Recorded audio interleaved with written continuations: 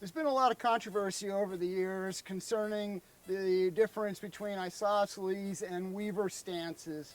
And I'd like to clear that up a little bit because what people are claiming is the weaver stance is actually a perversion of the weaver as I learned it. I'm Peter Burlingame of the Self-Defense Initiative. Back in 1992, I traveled to Gunsight and was able to take API 250 while Jeff Cooper was still operating the school there. So I learned the weaver stance directly from the man that promulgated it. He learned it from Jack Weaver in the 50s and developed it, and then he could have put his name on it, but he didn't. And but he was the chief promulgator of the weaver stance. And let me show you the way that most people think the weaver stance should look. They talk about blading the body away from the target. My feet are now pointing at 45 degrees away from the target area. And then, of course, the key feature of the weaver stance is that the elbows are both bent, and I've got isometric tension of this hand pushing, and this hand pulling, and that helps control the recoil. Now, the detractors are saying that with my body bladed this far, I'm opening up the hole in my body armor so I can take incoming rounds through that hole and into my thoracic cavity.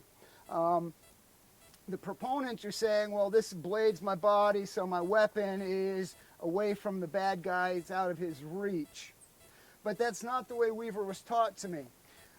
Jeff Cooper directly said to me that my toes should be pointing towards the target, that I should drop the strong leg back so the toes of my right leg are even with the heel of my left leg, and my feet should be shoulder width apart.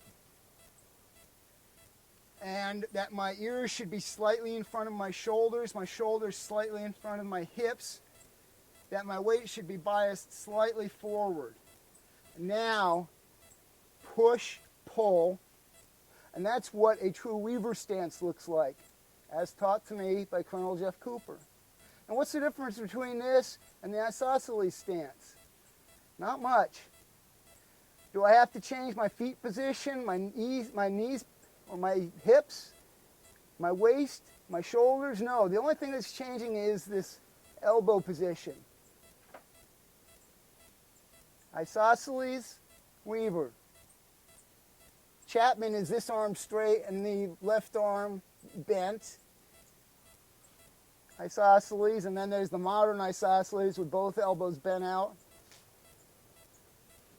So when we're talking about stance, really we're talking about elbow position.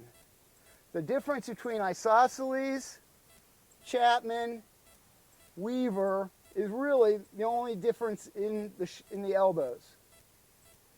So remember that when you're having discussions about the weaver stance, that it really has nothing to do with where your feet are, where your knees are, where your hips are. In all of those, it's the same fighting stance. Toes pointing towards the target, strong leg drops slightly back, legs slightly apart, weight biased slightly forward. Whether you want to have your arms straight out or elbows bent or one bent, that's up to you, and they all have their advantages and disadvantages.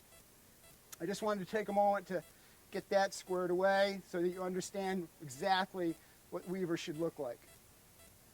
I'm Peter Burlingame of the Self-Defense Initiative. Thanks for watching. Be safe out there.